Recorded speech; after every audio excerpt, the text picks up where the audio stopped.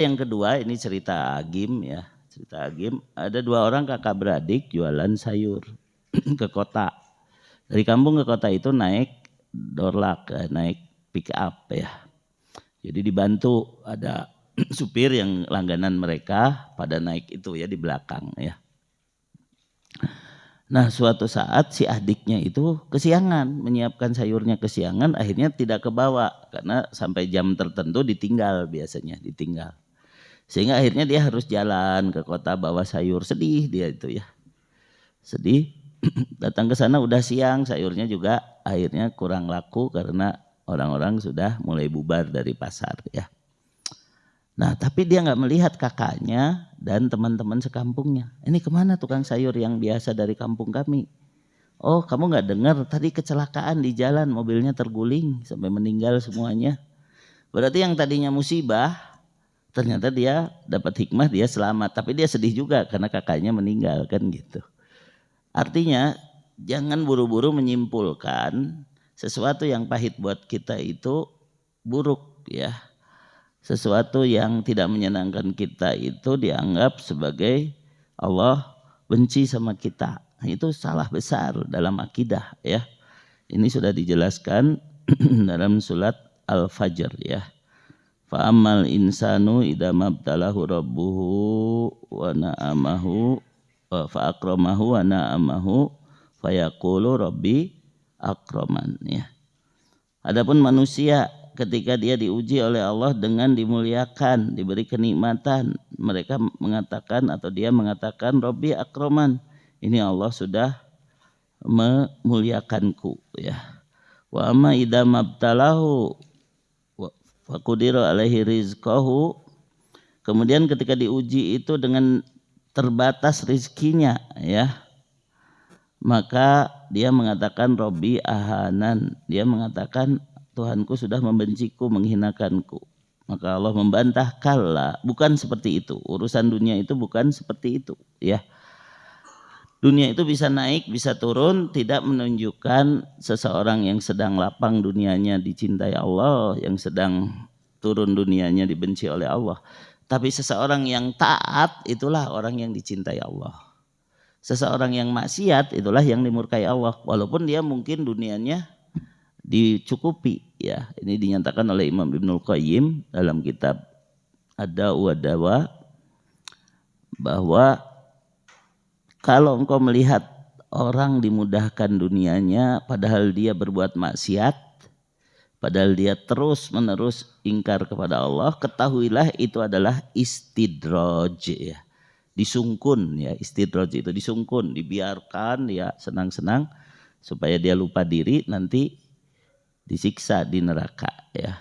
Karena sebenarnya cukuplah ya, siksaan Allah itu pasti tepat buat orang-orang yang dolim begitu. Tadi karena Allah maha terpuji sehingga maha sempurna kekuasaannya, salah satunya adalah mampu membalas orang-orang yang dolim walaupun mereka ditunda pembalasannya tidak sekarang. Nah, kita kadang-kadang suka ingin buru-buru masalah nama kunaonnya geus kieu pisan mani ku Allah teh tadi kalau jangankan dia, kalau kita saja dengan dosa-dosa kita dihukum sekarang, kita memeureun geus pantes di bentar gelap cek agi mah sudah pantas disambar geledek. Tapi karena Allah masih menyayangi kita memberi kesempatan untuk tobat. Nah begitu ya. Makanya tadi orang yang beriman itu selalu bisa mengubah keadaan yang tidak menyenangkan menjadi baik karena dia mampu menyikapi takdir Allah dengan benar dan karena dibimbing oleh Allah pada dasarnya ya. Surat At-Taghabun ayat 11 ya. Allah Ta'ala berfirman, ma asaba min musibatin illa biidznillah wa may yu'min billahi yahdi qalbah. Tidaklah terjadi satu musibah pun kecuali dengan izin Allah. Sedangkan orang yang beriman kepada Allah, Allah memberi petunjuk kepada hatinya. Wallahu bikulli syai'in alim. Sedangkan Allah maha mengetahui segala sesuatu. Jadi kalau kita diberitahu oleh yang maha mengetahui, pasti benar jawabannya. Nah gitu ya. Nah, kita dikasih soal nih, ujian teh soal. Sikapi aja dengan keimanan. Minimal secara umum sikap keimanan itu kata Imam Ibnul Qayyim alamatus sa'adah salasah. Ciri orang yang akan berbahagia mendapatkan kasih sayang Allah, mendapat ampunannya, mendapat surganya, dia selalu menyikapi takdir dengan 3 perkara, yaitu idaun ima syakar. Kalau diberi nikmat dia mampu bersyukur dengan benar. Syukur itu ada 3, syukur dengan mulut yaitu alhamdulillah, syukur dengan hati, meyakini di hati sekecil apapun kenikmatan bukan karena kehebatannya. Bahkan kata Imam Ibnul Qayyim itu juga bukan karena kepantasannya. Ini karena Allah masih menyayangi, gitu aja ya. Kita duduk di masjid ini bukan karena soleh, karena Allah masih membiarkan kita untuk bertobat gitu. Nah gitu, jadi ulah ujub gitu kan, ulah ujub gitu kan.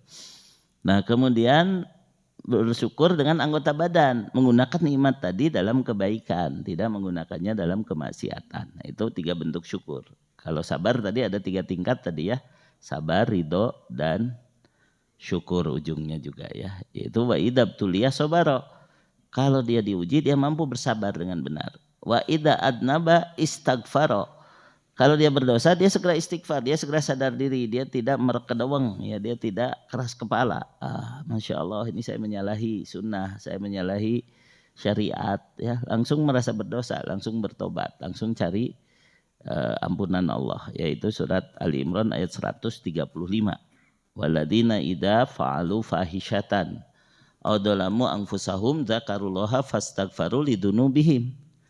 Dan orang-orang yang jika melakukan perbuatan keji itu yaitu dosa yang merembet kerusakannya kepada orang banyak, itu perbuatan keji.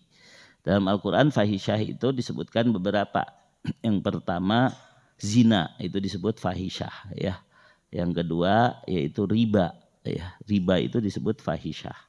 Yang ketiga adalah kikir ya, pelit ya. Pelit itu disebut fahisyah begitu. Ya, walaupun ada beberapa bentuk fahisyah. Fahisyah secara umum dosanya merembet ke orang lain.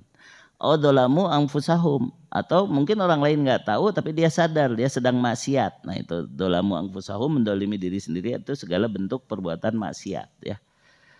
Mereka tidak terus-menerus dalam kesalahan itu. Zakarullaha, mereka segera ingat Allah. Fastaghfaru lidunubihim, lalu mereka istighfar, minta ampun atas dosa-dosa mereka. Wa may yaghfiru dzunuba illallah, karena siapa lagi yang bisa mengampuni dosa-dosa selain Allah. Ini ada aspek akidahnya ya. Tidak ada yang bisa mengampuni dosa selain Allah. Karena kadang-kadang kita terlalu takut kepada manusia dengan anggapan, waduh orang itu pernah saya sakiti dan dia bersumpah, saya tidak akan memaafkan kamu sampai hari kiamat ya. Biasanya yang ngomong gitu mah mantan ya. Saya tidak akan memaafkan kamu sampai hari kiamat. Berarti seolah-olah kalau tidak dimaafkan oleh dia kita akan kekal di neraka. Tidak. Kenapa? Karena antar manusia mah nanti ada batasannya ya. Saling membayar nanti di akhirat ya. Yang mau masuk surga aja dipersulit dulu. Kamu masih punya kedoliman nih, bayar dulu dengan pahala kamu. Kalau sudah habis pahalanya pikul dosa orang itu. Jadi tapi ada batasannya ya. Jadi kalau merasa kok dia tidak memaafkan saya ya, nanti saya kekal di neraka. Tidak ada yang bisa mengampuni dosa selain Allah. Hakikatnya ampunan itu dari Allah ya gitu ya. Kan banyak orang yang kalau Idul Fitri teh, nah geningan panggih seberapa kali ya bulan Syawal teu daek sasalaman maneh namun juga tengah rasa dosa ka urang. Wah, kita suka mikir begitu, GR kitanya ya. Pengen orang lain yang minta maaf terlebih dahulu begitu. Itu hati-hati ya. Itu seolah-olah menganggap kita lebih berkuasa dari Allah ya. Kalau saya tidak memaafkan dia, dia akan kekal di neraka. Salah itu mah. Terbatas aja, dan belum tentu juga kita dianggap mendolimi lalu betul-betul dia itu didolimi. Bisa jadi hanya anggapan sepihak. Ya, seperti para koruptor kan kalau ditangkap itu, waduh saya didolimi nih, sebenarnya bukan saya aja yang ngerjain ini, banyak yang lain. Ya udah, itu anggapan sepihak merasa didolimi. Padahal bisa jadi memang kita dari kesalahan yang lain. Kita punya kesalahan yang lain, akhirnya terjadi musibah ini, ya tinggal istighfar saja. Kita mohon ampun kepada Allah, ya begitu. Nah, kajian akidah atau akhlak di sini ditambah ya, nggak apa-apa karena nanti akidahnya ada yang teoritis, ada yang praktis ya. Itu di awal kita bicara tentang misi kehidupan, yaitu kita hanya bisa bahagia jika kita hidup sesuai dengan tujuan kita diciptakan. Ya, tujuan kita ada, itu disebut misi. Ya, misi itu ada 4. ma'rifatullah, ibadah, syariat, dan ikhlas ya. MISI ya biar gampang diingat ya. Nah kemudian kita juga dijamin masuk surga oleh Nabi Muhammad SAW. Ya Rasulullah Muhammad SAW telah bersabda, "Kullu ummati dakhalal jannah illa man aba." Semua umatku itu pasti masuk surga ya.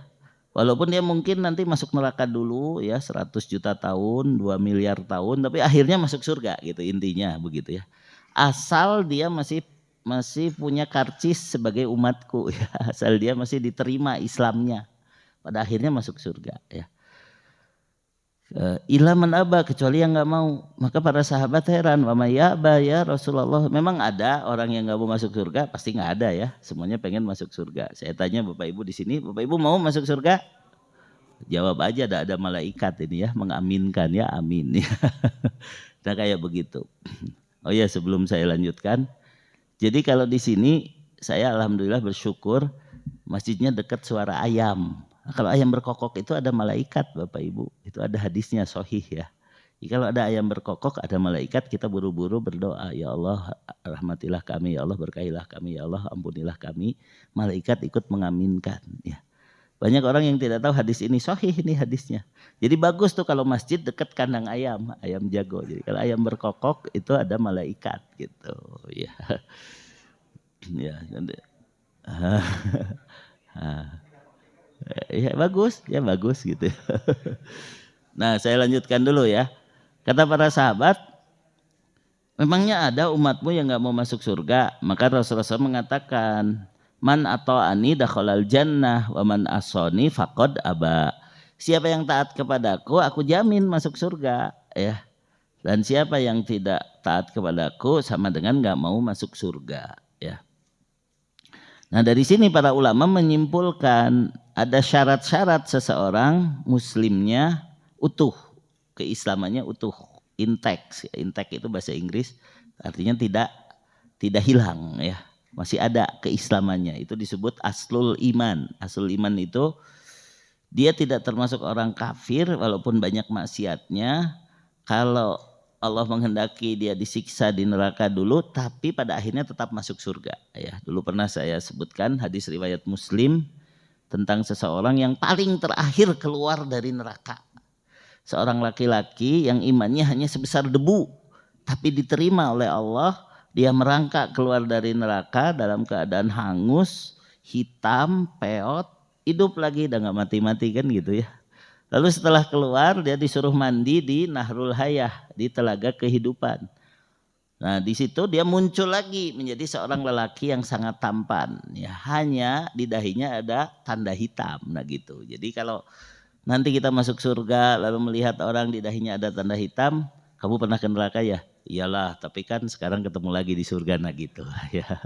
Kalau yang sekarang di dahinya ada tanda hitam, dia nggak mau nanti di akhirat seperti itu, maka dia banyak sujud. Kalau sekarang mah bagus tanda hitam di dahi itu ya. Mudah-mudahan amin ya gitu. Nah kemudian orang itu merasa bersyukur sekali sudah entah berapa ratus juta tahun di neraka, dia dikeluarkan dan dia diberitahu, kamu laki-laki terakhir yang keluar dari neraka, manusia terakhir yang keluar dari neraka. Jadi maksudnya itu riwayatnya yang terakhir keluar dari neraka itu adalah laki-laki. Mungkin karena ibu-ibu semua udah di surga ya. Atau tetap aja di neraka nggak keluar-keluar gitu. Ya sama, laki-laki juga ada yang nggak keluar-keluar kan gitu. Tapi riwayatnya begitu ya. Lalu laki-laki ini karena sangat bersyukur, dia melihat satu pohon lalu mengatakan, ya Allah aku tidak minta apa-apa lagi kecuali aku diizinkan tinggal di bawah pohon itu, menikmati buahnya, dan aku merenungi kebahagiaanku sudah selamat keluar dari neraka begitu. Benar, ya udah. Akhirnya diperlihatkan pohon yang lebih indah, kalamas kelemes manehna. Kenapa? Ya Allah aku ingin pindah ke pohon itu gitu kan. Terus sampai mendekati pintu surga. Nah begitu. Begitu mendekati pintu surga, terbuka pintunya, dia melihat, aduh ahli surga itu sangat bahagia dan jauh lebih daripada hanya sekedar saya yang tinggal dari pohon ke pohon pindah gitu kan, karena makin bagus makin bagus. Tapi saya lihat surga sudah penuh. Kemudian kalamas deui, kenapa kamu pengen masuk surga? Iya ya Allah, tapi saya melihat surga sudah penuh gitu kan. Lihat sekali lagi. Lalu dihayalkan kepada orang itu oleh Allah, surga sudah penuh. Jadi dia seolah-olah putus asa, saya tidak bisalah masuk surga, tapi saya sangat pengen begitu kan. Yang ketiga kali, lihat lagi sekali lagi, dihayalkan kepada orang itu surga sudah penuh. Ya Allah sudah penuh. Gimana nih? Saya pengen masuk surga. Allah berfirman, masuklah kamu ke surga, sesungguhnya aku telah menyediakan bagimu kenikmatan di surga seluas bumi dan seisinya 10 kalinya. Nah, ini iman sebesar debu dibayar berapa? 10 kali bumi dan seisinya. Ya. Lumayan enggak? Wah lebih dari lumayan. Ya. Ini hadisnya sahih riwayat Muslim ya. Cuma harus lewat neraka dulu dia makan gitu. Cuma harus masuk neraka dulu. Kemudian orang itu malah bengong. Ya Allah engkau bercanda, aku lihat surga sudah penuh. Lalu engkau katakan aku mendapat 10 kali bumi dan seisinya. Maka periwayat hadis itu tertawa ya. Kemudian dia bertanya kepada jamaah yang mendengarkan, kenapa saya tertawa? Karena Rasulullah SAW tertawa ya. Kenapa Rasulullah SAW tertawa? Rasulullah mengatakan kepada para sahabat, kalian tahu kenapa aku tertawa? Ya. Tidak tahu ya Rasulullah. Karena ketika Allah mendengar orang ini kaget, Allah pun tertawa katanya, kamu nih udah dikasih 10 kali bumi dan seisinya, ya nggak percaya, masuk aja beneran ini. Karena kalaupun menurut kamu sudah penuh, aku tinggal menciptakan lagi saja kan 10 kali di bumi dan seisinya. Aku kan makhluk, tapi betul-betul sudah disediakan buat kamu, masuk aja ke surga, itu tuh jatah kamu di sana gitu. Jadi jangan ragu akan kekuasaan Allah, jangan ragu akan keterpujian Allah. Nah itu ya. Nah, maka kurikulum berikutnya adalah tentang tauhid dari aspek syarat muslim ya. Syarat muslim ada 4. TIBA ya. Tauhid, inqiyad, baroah dan ajak. Tauhid artinya tidak menyekutukan Allah. Inqiyad artinya patuh kepada syariat. Baroah artinya berlepas diri dari kekafiran, kemusyrikan dan para pelakunya. Lalu ajak. Dia berperan untuk mengajak orang lain ke dalam Islam atau mengajak sesama muslim yang belum benar Islamnya untuk lebih sungguh-sungguh dalam berislam. Jadi kita harus ada peranan dalam dakwah. Nah itu salah satu syarat muslim. Jadi syarat muslim ada 4. Tiba, T-I-B-A. T-nya apa? Tauhid. I-nya inqiyad atau patuh kepada syariat. B-nya baroah. Baroah itu berlepas diri dari kekafiran, kemusyrikan dan para pelakunya ya. A adalah ajak atau dakwah ya, mengajak atau dakwah. Itu 4 syarat muslim sehingga tadi imannya masih utuh ya. Walaupun sudah direbus dulu di neraka, dia masih punya iman gitu. Nah, itu syarat minimal supaya tidak kekal di neraka ya.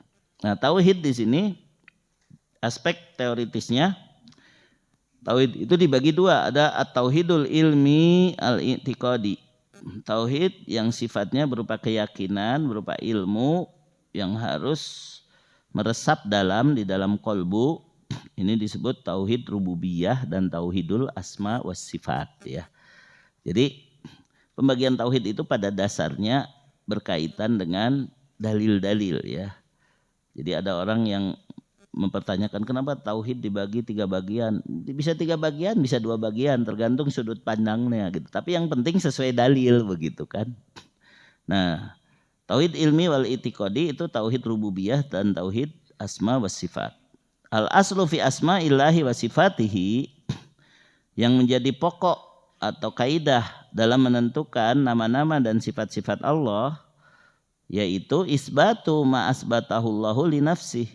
Kita harus menetapkan apa yang Allah tetapkan bagi dirinya, au asbatahu lahu rasuluhu sallallahu alaihi wasallam, atau yang ditetapkan oleh Rasulullah SAW bagi Allah, min ghairi tamsilin, jangan menyerupakan Allah dengan sesuatu apapun, wala takyifin, jangan mempertanyakan bagaimananya, karena pasti sempurna, sudah tidak terbatas ya, pasti sempurna. Wa nafyu manafahullahu an nafsih, kemudian meniadakan apa yang Allah tolak dari dirinya, au nafahu anhu Rasulullah SAW, atau meniadakan hal tersebut Rasulullah SAW dari Allah ya. Allah disucikan dari sifat tersebut menurut Rasulullah SAW. Min ghairi tahrifin wala ta'tilin, tanpa memalingkan maknanya maupun membuang apa yang telah ditetapkannya. Ya. Kama qala ta'ala, karena Allah telah berfirman dalam kaidah ini, laisa kamitslihi syai'un wa huwas samiul basir. Allah tidak serupa dengan sesuatu apapun dan Dia Maha mendengar, Maha melihat. Artinya Allah menetapkan pendengaran dan penglihatan. Tetapi pendengaran dan penglihatan Allah tidak sama dengan siapapun, ya. Pendengaran dan penglihatan Allah sempurna, meliputi segala sesuatu, begitu ya. Kalau kita kan terbatas, ya. Melihat hanya ke depan, mendengar bisa sekeliling tapi pada jarak terbatas juga, ya. Kemudian juga frekuensinya terbatas, ya. Frekuensi pendengaran manusia itu antara 20 getaran per detik sampai 20.000 getaran per detik, ya. Itu disebut ambang batas audio. Jadi kalau nyamuk bisa bersuara berarti dia bisa berkepak 20 kali per detik lebih gitu, ya. Itu luar biasa nyamuk itu. Kita mah nggak bisa, kan ini nggak bisa bunyi. Nah, ini bunyinya jamnya bukan ini, nggak bisa bunyi. Itu karena kita punya batas ambang pendengaran, ya.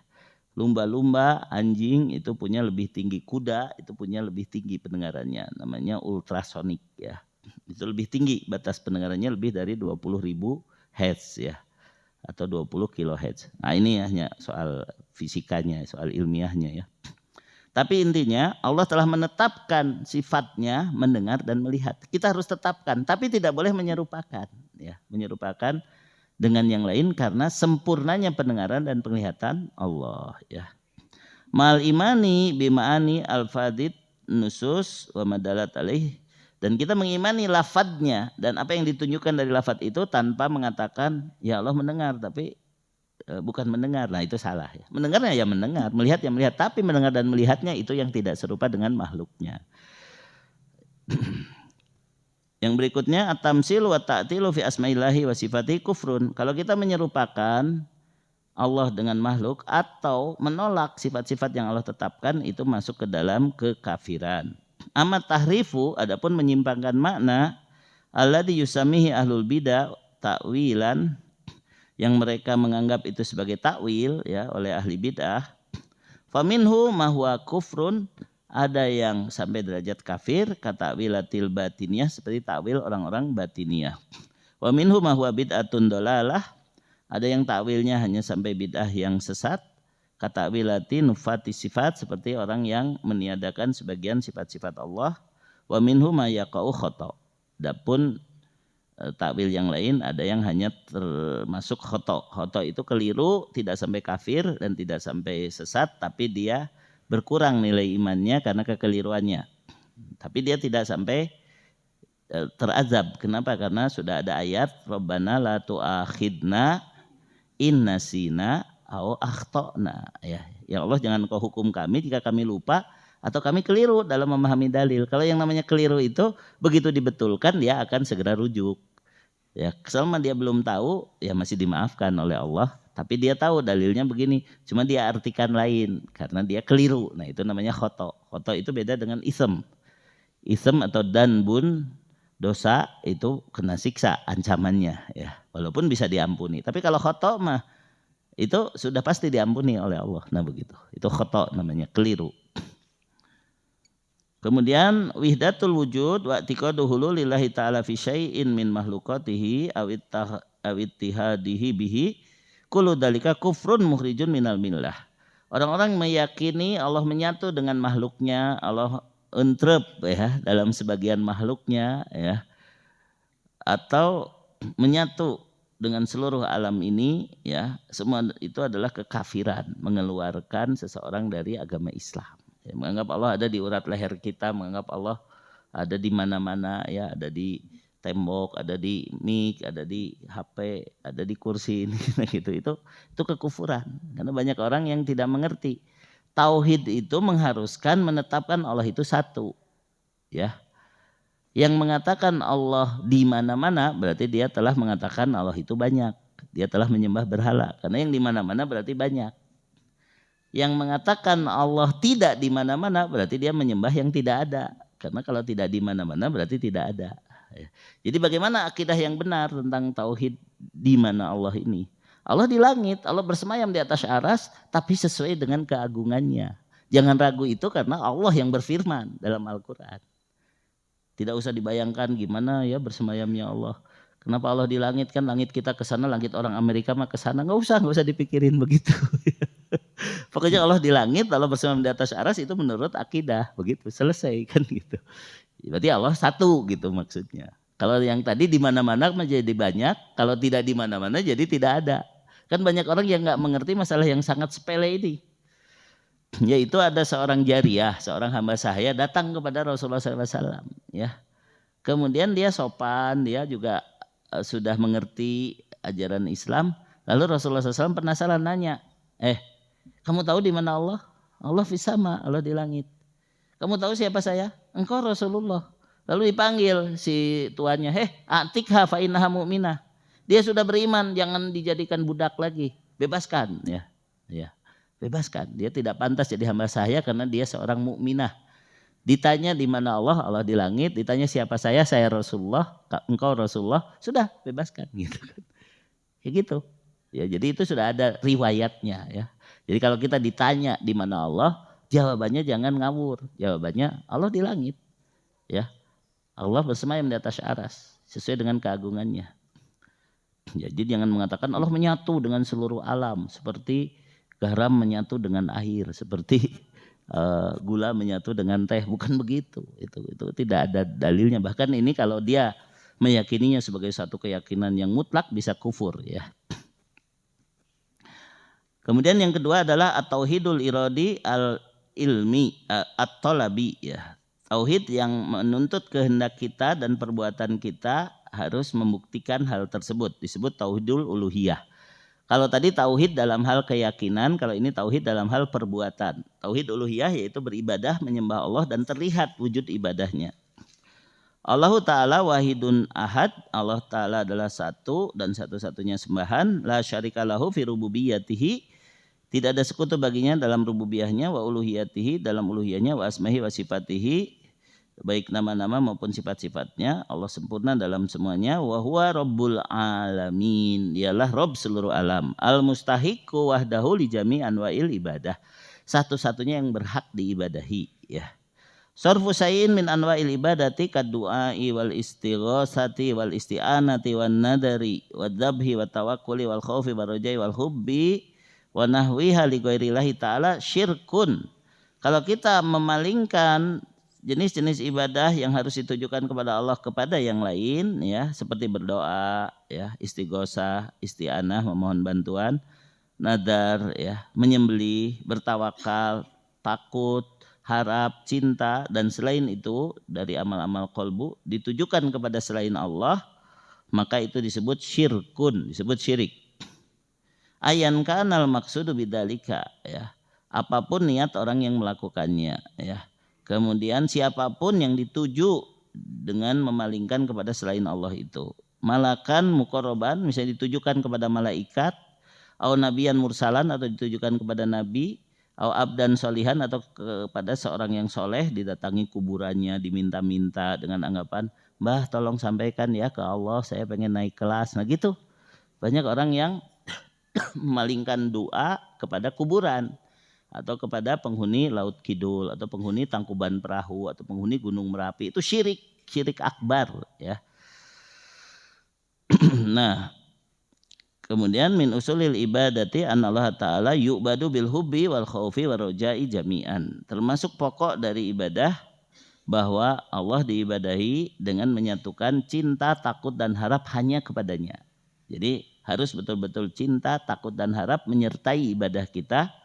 Wa ibadatuhu bi ba'diha duna ba'din dolalun. Kalau hanya cinta saja atau takut saja atau harap saja itu satu kesesatan. Sebagaimana kata para ulama, man abadallaha bil hubbi wahdahu fahuwa zindik. Siapa yang beribadah kepada Allah hanya cinta saja dia seorang zindik. Wa man abadahu bil khaufi wahdahu fahuwa haruri. Siapa yang beribadah hanya dengan takut saja dia seorang hawarij. Dan waman abadahu birojai wahdahu fahuwal murji. Siapa yang beribadahnya hanya dengan berharap saja maka dia seorang murji'ah. Waman abadahu bil hubbi warojai wal khaufi ma'an fahuwa mu'minun muwahhid. Siapa yang beribadah kepada Allah lengkap dengan cinta, takut dan harap hanya kepada Allah saja, maka dia seorang mukmin yang bertauhid ya. Jadi aspek tauhid ini saja kalau diperdalam ini akan meningkatkan keimanan seseorang sehingga nanti imannya bukan hanya sebesar dzarrah. Sehingga bukan hanya tidak kekal di neraka ya. Nanti diampuni semua dosa-dosanya ketika dia meninggal husnul khotimah, maka dia tidak harus merasakan siksa neraka dulu kan gitu ya. Semoga kita termasuk orang yang husnul khotimah ya. Nah, sedikit tambahan sebelum tanya jawab. Jadi saya ingin menunjukkan aspek praktisnya ya. Jadi kita harus meyakini Allah menentukan segala sesuatu sampai sekecil-kecilnya dan semua terjadi dengan kehendak Allah ya. Bagaimana Rasulullah SAW ketika beliau hijrah kemudian disertai oleh Abu Bakar As-Siddiq ya. Kemudian beliau sampai bersembunyi di gua Thur ya, namanya Gua Thur ya. Kalau yang pernah umroh atau haji suka ada keliling ya, keliling mengenang begitu ya. Ternyata Gua Thur itu jauh di luhur ya. Padahal waktu itu yang ngirim ransumnya Asma binti Abu Bakar yang sedang hamil. Sampai bawa naik ke gunung orang wae di bus. Ngapain lah naik ke sana hanya untuk mengenang gitu, ningali wae bungkul itu Gua Thur gitu kan. Nah, kayak begitu. Nah, dalam riwayat ketika Rasulullah SAW dan Abu Bakar sedang di gua itu, orang-orang kafir Quraisy itu lewat di depan gua, kaki-kaki mereka kelihatan, kata Abu Bakar As-Siddiq radhiyallahu anhu, kalau saja mereka nengok aja ke dalam itu udah kami langsung ketahuan gitu. Tapi karena takdir Allah, mereka tidak berpikir untuk melihat ya. Kemudian Abu Bakar As-Siddiq itu sampai kakinya itu menutup lubang karena di sana ada ular, menjaga agar Rasulullah SAW tidak kena ya. Tapi alhamdulillah jadi tidak kena racun ular tuh Abu Bakar tuh. Ya karena niatnya melindungi Rasulullah SAW. Nah, tetapi dalam ayat ini kan disebutkan ila tansuruhu faqad nasarahullahu id akhrajahul ladina kafaru saniyasnaini idhuma fil ghari id yaqulu li sahibihi la tahzan innallaha ma'ana. Fa anzalallahu sakinatahu alaihi wa ayyadahu bijunudil lam tarauha wa ja'ala kalimatal ladina kafaru as-sufla wa kalimatullahi hiyal ulya wallahu azizun hakim. Yang artinya jika kamu tidak menolong Nabi Muhammad SAW, sesungguhnya Allah telah menolongnya, yaitu ketika orang-orang kafir Quraisy mengusirnya dari Mekah, sedang dia salah seorang dari dua orang ketika keduanya berada dalam gua. Ketika itu dia berkata kepada sahabatnya, la tahzan innallaha ma'ana. Janganlah engkau sedih, sesungguhnya Allah bersama kita. Ya. Maka Allah menurunkan ketenangan kepadanya dan membantu dengan tentara yang tidak terlihat, yaitu para malaikat. Dan dia menjadikan seruan orang-orang kafir itu rendah dan firman Allah itu yang tinggi. Allah Maha Perkasa, Maha Bijaksana. Jadi ada beberapa riwayat kenapa orang kafir itu nggak kepikiran melihat ke gua. Ada riwayat bahwa ada burung yang bertelur di depan pintu gua, jadi nggak mungkin ada penghuninya. Ada riwayat bahwa ada laba-laba yang membuat sarang di depan pintu gua. Tapi itu riwayat-riwayat saja ya. Tapi intinya itu Allah yang mengatur ya supaya mereka nggak bisa menemukan kan begitu. Kemudian ketika ibunda Nabi Ismail lari-lari dari Sofa ke Marwah segala macam, sebenarnya mata air Zam-Zam itu kan rembesan dari Sungai Merah ya, Laut Merah yang masuk ke dalam bumi, disaring oleh batu-batuan lalu keluar sehingga nggak habis-habis kan gitu. Ya itu sebenarnya suatu waktu itu akan keluar. Kenapa terjadinya pas waktu Nabi Ismail dibawa ke sana? Ya suatu waktu itu pasti keluar karena udah ada yang ngatur, yaitu Allah gitu. Bahkan kalau dalam ilmu modern, alam semesta kita ini terbentuk sejak Big Bang 13,7 miliar tahun yang lalu ya. Kemudian terbentuk bumi ini. Kenapa ada bintang-bintang? Karena unsur-unsur dari bintang itu yang nanti membentuk jadi tanah kita ya. Jadi besi, emas, perak itu dari pecahan bintang miliaran tahun yang lalu. Allah yang sudah menyiapkan bagi kita ya. Kemudian dalam pelajaran biologi juga bahwa ada makhluk-makhluk besar sebelum kita namanya dinosaurus. Itu lenyap 65 juta tahun yang lalu. 65 juta tahun yang lalu katanya ada meteor besar yang jatuh ke bumi sehingga tanahnya menguap ke langit, langit jadi tertutup tanah. dinosaurus pada mati. Nah, matinya dinosaurus itu sekarang menjadi minyak bumi yang sekarang diributkan jadi BBM naik itu kan. Itu dari makhluk-makhluk raksasa 65 juta tahun yang lalu itu disiapkan untuk manusia. Nah begitu. Nah hal-hal seperti itu kadang-kadang kita harus sadar ya, harus sadar itu harus ngerti ya. Beberapa tahun yang lalu ada seorang penceramah dari Amerika, Dr. Zakir Naik ya. Dr. Zakir Naik ini getol membantah orang-orang Nasrani ya agar mereka sadar yang benar itu Islam, tauhid ya. Tuhan itu tidak entrep di Nabi Isa ya, dia sebagai anak Tuhan, tidak begitu kan gitu kan. Makanya meyakini Allah menyatu dengan makhluk itu kafir kan, itu keyakinan orang kafir. Kemudian waktu dia ceramah di Bekasi, dia membuka tanya jawab. Siapa yang mau bertanya? Terakhir ada seorang wanita nanya, ngangkat tangan, wahai Dr. Zakir Naik, saya tidak akan bertanya. Saya hanya menyatakan kesaksian. Kesaksian itu apa sih bahasa kerennya tuh? Testimoni. Testimoni. Sebenarnya saya sudah nantang kepada Tuhan ya, kepada Allah ya. Saya pengen masuk Islam tapi saya nggak suka sama orang-orang Indonesia. Saya nggak mau belajar sama dia. Saya belajar lewat YouTube. Dan saya dengar ceramah-ceramah Anda di YouTube karena dia pintar bahasa Inggris ya. Tapi saya nantang kepada Tuhan, ya Tuhan kalau saya memang harus masuk Islam, saya tidak mau diislamkan kecuali sama orang ini. Jadi dia berpikir ya sudah, dia nggak mungkin datang ke Indonesia, berarti kan kalau Tuhan tidak mendengar doa saya, berarti saya takdirnya tidak akan masuk Islam. Ternyata ada yang bisa mengundang Zakir Naik, ya sudah tinggal syahadat saja, nah gitu. Nah, ini kisah-kisah yang begitu itu kan banyak kan, zaman dulu ada kisah Imam Ahmad ya, Imam Ahmad itu karena beliau mempertahankan Al-Quran itu kalamullah bukan makhluk, sampai beliau dicambuk oleh orang-orang Mu'tazilah ya. Dicambuk lalu beliau mengatakan, ya Allah jika aku dalam kebenaran, jangan sampai karena dicambuk ini celanaku sampai merosot dan aku terbuka aurat. Lalu yang menyaksikan sampai melihat celananya itu naik lagi, nah kayak begitu, naik lagi ya. Jadi istilahnya doanya itu dikabul, jadi Imam Ahmad makin sabar aja, ya udah biarin aja lah dicambuk juga karena Allah telah menunjukkan ya aku ditolong dengan itu ya. Nah kemudian setelah beliau tua, akhirnya orang-orang pada kagum, banyak orang yang istilahnya memuji beliau, tapi beliau mengatakan ini semua karunia Allah ya, ini semua adalah kewajiban kita untuk mempertahankan akidah yang benar kan begitu. Nah beliau akhirnya pergi dari Baghdad ke Basrah ya, masuk ke suatu masjid sebagai orang tua, dia tidak dikenali oleh penjaga masjid. Dia tidur aja di masjid itu, lalu ditoker sama kaki penjaga masjid, orang tua nggak boleh tidur di masjid gitu kan. Pindah ke buruan ya, pindah dia ke halaman masjid, ditoker deh, orang tua nggak boleh di buruan juga, ini nanti mengganggu orang yang mau ke masjid. Ternyata ada tukang roti melihat itu kasihan ya. Wahai orang tua, tidur saja di sebelah tempatku ini, tapi mohon maaf aku sedang membuat adonan roti, mungkin kamu sedikit kepanasan, tapi istirahat saja di situ. Lalu Imam Ahmad istirahat di tempat tukang roti tadi sambil memperhatikan, wah orang ini baik sekali begitu kan, mau menampung saya yang sudah diusir oleh penjaga masjid ya gitu.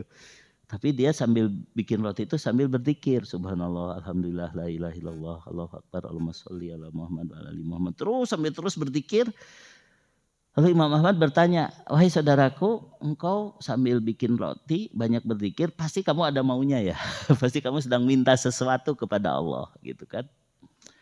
Lalu kata tukang roti tadi, aku hanya ingin dalam hidupku ini bertemu dengan seorang imam besar di zamanku namanya Ahmad bin Hambal. Aku hanya ingin bertemu dia hanya untuk memeluknya, mendoakannya dan meminta doanya begitu ya. Saya Ahmad bin Hambal. Masa kamu orang tua diusir-usir di masjid ngaku Ahmad bin Hambal? Benar, lalu dibacakan hadis-hadis segala macam. Alhamdulillah, akhirnya nangislah tukang roti itu. Imam Ahmad lebih nangis lagi. Ternyata saya ditendang-tendang sama penjaga masjid itu supaya bertemu dengan tukang roti tadi. Yang doanya dikabul ya begitu kan. Ya kayak tadi Dr. Zakir Naik diundang ke Indonesia, salah satunya yaitu ada seorang Nasrani di Bekasi yang ingin masuk Islam hanya lewat dia gitu kan. Artinya kan Allah bisa mengabulkan tanpa kita tahu ya sesuatu yang mungkin orang lain nggak tahu. Oh ini kayaknya Allah menjawab doa saya ya gitu. Nah ada seorang dokter di India, ini banyak cerita-cerita seperti itu ya, satu lagi aja ya. Ada seorang dokter di India, dia ahli bedah saraf tulang belakang khusus begitu ya, mau melakukan seminar ya, mungkin dari satu kota ke kota lain, katakanlah dari Kalkuta ke Bombay lah, katakanlah begitu ya. Saya lupa kisahnya. Tapi ketika dia antri di bandara, ternyata penerbangan ditutup gara-gara hujan angin, gara-gara badai ya. Tapi dia bilang saya harus seminar besok. Ada sopir taksi dipanggil ya. Bisa enggak ngantar saya sampai ke sana besok? Ya, mari bismillah ya, kita berangkat aja. Ini kebetulan nih Muslim dua-duanya, sopir taksi maupun dokternya begitu ya. Ketika mereka pergi, ada sungai yang jembatannya jebol ya. Akhirnya mereka juga nggak bisa lewat juga, nunggu perbaikan jembatan lama juga sampai besok. Akhirnya dia mampir ke suatu gubuk di pinggir sungai tadi ya. Ternyata ada seorang nenek-nenek. Wahai nenek, kami kehujanan, kami ingin berteduh dan kami ingin ikut nginap di tempatmu, boleh tidak? Oh ya boleh, silahkan, saya senang kedatangan tamu ya. Disiapkan oleh nenek tadi. Lalu, Nek, engkau sudah tua, engkau sendirian, nggak ada yang nemenin? Ada anakku laki-laki. Kenapa dia nggak ngebantu? Dia lumpuh tulang belakangnya, ada gangguan. Lalu dia terus aja berbaring, saya sambil mengurus dia ya di rumah ini begitu ya. Kenapa tidak berobat, Nek? Oh, berobat kan mahal. Tapi nenek tahu ini bisa diobatin. Iya, katanya ada dokter di kota Kalkuta yang bisa mengobati penyakit ini. Tapi saya nggak kenal sama dia, ongkosnya juga mahal. Lalu dokter itu mengatakan ternyata Allah mengatur saya tidak terbang, saya harus pakai mobil itu supaya ketemu dengan nenek ini. Saya berdoa memang agar Allah bisa mempertemukan saya dengan dia. Ya udah Nek, nanti setelah saya selesai seminarnya bawa aja ke sana gratis, sudah saya carikan donaturnya katanya. Ya itu kisah sekarang aja banyak yang begitu dan nanti banyak kisah-kisah kayak begitu ya. Dan itu menunjukkan bahwa Allah ada, Allah mendengar doa kita dan semua kejadian tidak ada yang kebetulan. Termasuk bapak-bapak duduk di sini. Ya, yakin nih bukan kebetulan. Ya, kita harus makin yakin kepada pengaturan Allah. Makanya harus lepaskan dari segala andalan, baik rencana kita, harta kita, koneksi kita, ya. Apalagi Freddy Sambo itu nggak usah diandelin ya gitu ya. Jadi pokoknya jangan ada sandaran lain selain Allah. Yakin nanti kalau kita jalani sesuai dengan yang Allah atur, kita akan ketemu hikmahnya. Tadi dari sabar, kemudian ridho, lalu ujung-ujungnya apa?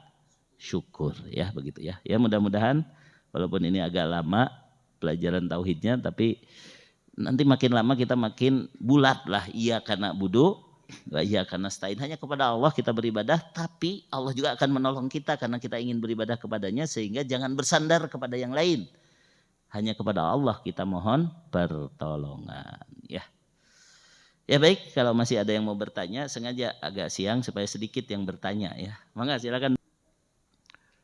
Assalamualaikum warahmatullahi wabarakatuh. Waalaikumsalam warahmatullahi wabarakatuh. Tadi Bapak sampaikan bahwa 4 syarat sebagai seorang muslim adalah salah satunya adalah dakwah. Ya. Juga ada yang membesarkan supaya sampaikanlah walaupun hanya 1 ayat. Jadi sedemikian pentingnya dakwah. Pentingnya dakwah. Sampaikan walaupun kita hanya tahu 1 ayat. Ya. Nah yang menjadi masalahnya kepada siapa saja dan kapan saja kita harus memberi dakwah seperti itu. Jadi dakwah itu tidak terbatas hanya kepada non-muslim, hanya kepada orang kafir biar dia masuk Islam. Tapi kepada orang Islam yang belum melaksanakan ajaran Islam pun itu bagian dari dakwah. Ya misalnya ini dikasih konsumsi, ada orang minum dengan tangan kiri, maaf Pak pindahkan ke tangan kanan nih sebelum pada minum nih saya ingetin. Itu saja sudah dakwah gitu. Ya, atau misalnya kita menunjukkan berjamaah ke masjid ya, walaupun tidak langsung ngajak tapi ini waktunya sholat ya gitu kan. Nah, itu saja sudah dakwah. Dakwah kadang-kadang dengan hal, dengan kelakuan itu lebih ampuh daripada hanya dengan omongan. Lisanul hal afsahu min lisanil maqal. Jadi bisa saja dakwah kepada luar Islam, bisa juga dakwah kepada sesama muslim. Ya, yang kurang rajin baca Al-Quran, ajak baca Al-Quran. Yang belum lancar, ajak untuk belajar tahsin. Nah kayak begitu, dakwah itu yang kecil-kecil pun dakwah ya. Hal-hal yang sederhana pun dakwah. Nah begitu ya, dakwah itu tidak terbatas. Bahkan kadang-kadang kita mengucapkan Assalamualaikum tanpa Om Swastiastu itu saja sudah dakwah. Kan bae pejabat nu lain campur aduk, saya mah muslim, saya mah nggak akan nambah-nambah salamna eta we, itu sudah dakwah itu. Sebab apa? Sebab kita nyontohin yang benar ya. Mereka mah ngaco gitu ya, salah. Assalamualaikum ditambah-tambah dengan yang lain. Berarti tidak ada baroah itu. Tidak ada berlepas diri dari kekafiran. Hati-hati Islamnya bisa coplok teteh. Kalau dia menganggap itu benar gitu ya. Ini kan saya selalu mengingatkan belum ada ustadz lain yang menyoroti masalah ini. Bahkan wakil presiden saja yang katanya kiai masih kikituan kan gitunya. Aneh gitu kan. Bisa coplok itu Islamnya karena tidak ada baroah. Tidak berlepas diri dari kekafiran, kemusyrikan dan para pelakunya. Jadi dakwah itu banyak aspeknya Pak. Banyak aspeknya. Termasuk kita belajar, kita juga sedang berdakwah. Kita belajar tapi kita sedang berdakwah. Kenapa? Karena kita punya HP, kita buka YouTube-nya yang ceramah. Bukan buka TikTok yang sedang joget kan gitu kan, itu saja sedang dakwah kita gitu kan. Kita menggunakan apa yang kita punya di jalan Allah itu juga bagian dari dakwah ya. Nyontohan kabatur. Jadi banyak Pak aspek dakwah, jangan takut ya begitu. Cukup? Alhamdulillah subhanaka. Oh iya ibu-ibu ada satu orang katanya. Jadi ke belakang sok atuh. Kalau yang mau syuruk sudah bisa, tapi kalau sabar dikit juga masih boleh, tenang saja. Assalamualaikum Pak Ustadz. Waalaikumsalam warahmatullahi wabarakatuh. Iya. Mengenai kisah-kisah tadi yang dari neraka bisa ke surga ya. itu. Mohon maaf itu tuh kejadian manusia yang kapan ya? Soalnya dari zaman Nabi Adam sampai sekarang belum ada hisab. Iya itu Nabi Muhammad menceritakan berdasarkan wahyu. Sebagaimana ketika Isra dan Mi'raj Rasulullah SAW diperlihatkan orang-orang di neraka. Jadi soal waktu di sisi Allah mah tidak ada masalah. Karena semua kejadian sudah selesai di sisi Allah mah. Jadi itu yang pasti terjadi walaupun belum terjadi Allah mah tahu. Lalu Allah memperlihatkan kepada Rasulnya. Nah kayak begitu. Ya, jadi nggak usah mempertanyakan. Bahkan dalam hadis sahih ya di dalam silsilah hadis sahihah nomor 35 kalau tidak salah disebutkan bahwa bidadari surga itu sudah ada sekarang di surga dan dia sudah tahu siapa calon suaminya. Makanya ketika ada seorang istri durhaka kepada suami, suaminya sabar tapi si bidadari surganya marah. Kamu sombong, nanti sebentar lagi dia juga didampingi olehku gitu kan. Nah kayak begitu. Itu hadisnya sahih itu. Jadi selama itu diceritakan oleh Nabi karena kita percaya bahwa beliau adalah utusan Allah, ya sudah sami'na atau nah itu sikap kita. Kejadiannya kapan? Kejadiannya belum terjadi pun Allah tahu dan itu pasti benar gitu. Nanti begitu Rasulullah SAW mengatakan nanti ada seseorang dari umatku yang imannya hanya sebesar debu, dia menjadi manusia yang paling terakhir keluar dari neraka. Begitu. Hadisnya sahih riwayat Muslim ya. Nanti tinggal cari aja searching di Google manusia yang terakhir keluar dari neraka berdasarkan hadis Nabi ada pasti. Kejadiannya walaupun nanti tapi Allah Maha tahu. Itu yang harus kita yakini ya. Terima kasih Pak Ustadz. Ya silakan tadi Ibu satu lagi. Mungkin menyambung yang tadi Ustadz ya. Dengan yang tadi sebetulnya hampir sama. Hanya yang saya inginkan adalah yang saya tanyakan adalah ini tentang takdir. Ya. Tadi seolah bahwa takdir itu seseorang itu akan masuk surga, seorang udah pasti gitu. Tadi kata Ustadz bahwa Allah itu udah tahu orang yang akan masuk surga. Iya betul. Bagaimana sikap kita sebagai umat gitu ya Ustadz ya? Apakah memang kita akan dituntun ke sana atau kayak gimana gitu ya? Itu aja Ustadz. Iya, jadi intinya kalau iman kita benar Allah akan menuntun ya. Surat Yunus ayat ke-9 ya. Innalladzina amanu wa amilus solihati yahdihim rabbuhum biimanihim. Sesungguhnya orang-orang yang beriman dan beramal soleh Allah akan membimbing dia ya dengan keimanannya tajri min tahtihimul anhar fi jannatin naim sampai masuk surga yang penuh kenikmatan, di bawahnya mengalir sungai-sungai. Itu surat Yunus ayat 9. Janji Allah kalau iman kita benar, Allah akan menuntun kita. Makanya jangan hanya kelihatan baik, jangan hanya kelihatan ibadah, tapi hati kita yang harus yakin. Bahwa yakin kalau kita beriman Allah tidak akan membiarkan kita celaka. Nah gitu. Allah Maha Adil, Maha Bijaksana. Jadi kita pasti dituntun asal kita beriman dan beramal soleh. Beriman tadi keyakinannya tepat, amal soleh artinya yang dituntut dari keimanan yaitu beribadah kepada Allah juga tepat ya. Jadi keyakinannya tepat, amalnya juga tepat, Allah akan membimbingnya sampai masuk surga. Itu janji Allah ya, surat ke-10 ayat ke-9. Nanti silakan direnungi ya Bu ya. Nah gitu. Jadi jangan sampai mengatakan kan takdir itu tidak ada yang tahu, percuma saya ngaji kalau saya ditakdirkan masuk neraka. Berarti kan menganggap Allah tidak adil. Udah ngaji man, tenang aja, udah ngaji, jangan sampai kita ragu begitu kan. Kita minta kepada Allah tetap bertemu dengan orang-orang soleh, jangan sampai hati kita dipalingkan. Karena ada beberapa orang kan sekarang lagi di HP mah artis yang dari Islam ke kafir, dari kafir Islam, itu seolah-olah itu setiap hari itu diinikan. Itu berarti menganggap urusan agama mereka main-main ya. Yang memposting-posting itu orang-orang pecinta dunia ya. Ada artis yang misalnya dulu pernah berkerudung lalu pergi ke Jepang, dibuka kerudungnya orang Jepang juga tanpa berislam dia juga maju. Nah kita hanya melihatnya urusan dunia begitu ya. Makanya kita juga harus hati-hati. Walaupun kita sudah dibimbing, tetap harus ada rasa takut tadi ya. Maka harus ada cinta, takut dan harap. Rasa takut kalau kita nggak bisa kumpul lagi di masjid kayak gini, belum tentu kita terjaga. Siapa tahu suatu saat kita mungkin pindah ke Eropa atau tadi ke Jepang atau kemana, nggak ketemu lagi komunitas Islam, lalu tertarik dengan ajaran mereka, bisa kafir. Ada seseorang yang jilbabnya lebar di sini, lalu disekolahkan ke Belanda, pulang dari Belanda rambutnya dicat, kemudian macam-macam ya. Yang murtad juga banyak begitu kan, kalau tidak dijaga oleh Allah. Makanya kalau kita ingin dibimbing, maka kita harus punya deal itu singkatan doa, ilmu dan lingkungan. Itu penting ya, kita harus punya deal yang baik ya. Ya baik, kita berdoa saja. Bismillahirrahmanirrahim. Allahumma inna nahmaduka wa nasta'inuka wa nastahdik wa nastaghfiruka wa natubu ilaik. Allahumma sholli wa sallim ala habibika Muhammadin wa ala alihi wa sahbihi ajmain. La ilaha illa anta subhanaka inna kunna minadh dhalimin. Rabbana dhalamna anfusana wa illam taghfir lana wa tarhamna lanakunanna minal khasirin. Rabbana la tuzigh qulubana ba'da idh hadaitana wa hab lana min ladunka rahmah innaka antal wahhab. Allahumma ya muqallibal qulub tsabbit qulubana ala dinik. Allahumma inna nas'aluka ridhaka wal jannah wa na'udzubika min sakhatika wan nar. Allahumma inna nas'aluka husnal khatimah wa na'udzubika min su'il khatimah. Rabbana taqabbal minna innaka antas samiul alim wa tub alaina innaka antat tawwabur rahim. Rabbana ighfir lana wa liwalidina warhamhuma kama rabbayana shighara. Rabbana hab lana min azwajina wa dzurriyyatina qurrata ayun waj'alna lil muttaqina imama. Rabbana atina fid dunya hasanah wa fil akhirati hasanah wa qina adzabannar. Amin ya rabbal alamin. Subhana rabbika rabbil izzati amma yasifun wa salamun alal mursalin walhamdulillahi rabbil alamin. Wassalamualaikum warahmatullahi wabarakatuh.